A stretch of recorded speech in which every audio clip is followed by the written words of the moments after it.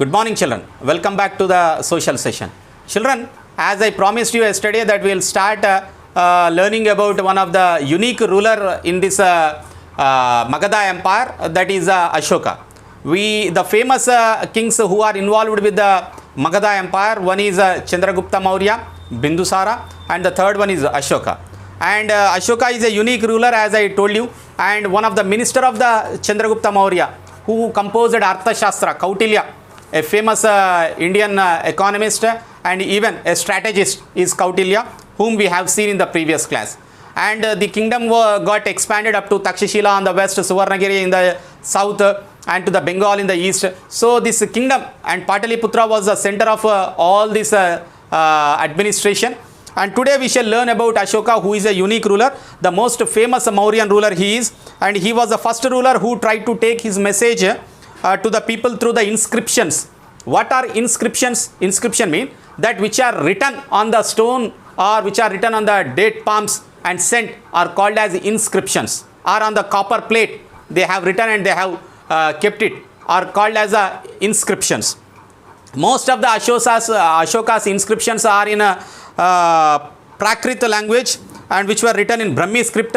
Okay, they were written in Prakrit. Please remember, most of the Ashoka's inscriptions are in Prakrit, which are written in Brahmi script. The script is Brahmi. Now Hindi is there. Which script it is? Devanagari script. Likewise, Prakrit has a script called as Brahmi script. In that script, Ashoka has written all his inscription. And if you look at the Ashoka's war in Kalinga, that is Odisha, the present Odisha is Kalinga. So Kalinga is the ancient name of the coastal Odisha. And Ashoka fought a war to conquer that region, the coastal region of Odisha. And however, he was horrified when he saw the violence occurred due to the war.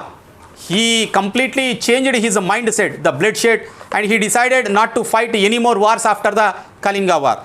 He is the only king in the history of the world who gave up the conquest after winning the war. He won the war, but he gave up that again I should not wage any war. So such is the Ashoka's commitment towards humanity. So what is Ashoka's Dharma? Dharma is nothing but Dharmamu. Ashoka's Dharma did not involve worship of God. It is not about the worshipping of the God or performance of sacrifice. He felt that just as a father tries to teach his children, he had a duty to instruct his subjects. His subjects mean his people. The people whom he is ruling, he also has the duty to educate them. So he was also inspired by the teachings of the Buddha even. There were a number of problems which troubled him. People in the empire followed different religions and this sometimes led to conflict between one religion and another religion. Animals were also sacrificed in large number. Slaves and servants were also ill-treated. Besides, there were quarrels within the family and amongst neighbors also.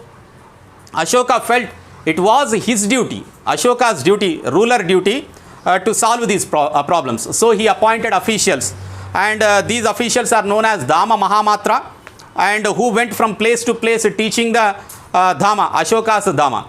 Besides, Ashoka got his messages even inscribed on rocks and pillars in the villages and in the towns and kept there. So to read them to those who are illiterate. The people who are literate, they will read for the sake of the illiterate people. So such kind of inscriptions were also laid about the Ashoka's Dhamma or Ashoka's message. These messages were sent and spread the ideas of Dhamma to other lands such as Syria, Egypt, Sri Lanka, and even to the Greece. His inscriptions were sent, and he built roads, he dug wells, he built rest houses, he planted many trees along the roadside.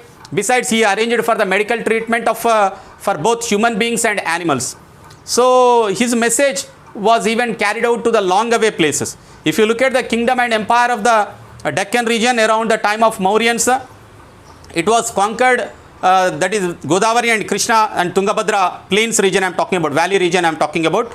The large parts of the region were developed village settlements and small towns in which iron tools and other items were made and sold. In some areas, even gold was also mined and made ornaments. However, most of the other areas must have been forests in this region, and hunter-gatherers, herders living in small settlements in this region. Probably each of these areas are inhabited mainly by people, by the group of the people closely related to each other, and through their birth or marriage. Such groups are called as clans. Dynasty, I was telling you, Mauryan dynasty means the people from same family ruling one after the other is called as a dynasty. So what we call is a clan is nothing but the family. We carry a name, isn't it? So that clan, the family name they carry, which with whom they are closely related with. Some important persons among these clans have emerged even as a powerful headman who led them and settled their internal disputes without the involvement of the outsiders. And they gradually grew wealthy and powerful and ruled the clan area. And they turned out to be the rulers in this Deccan region.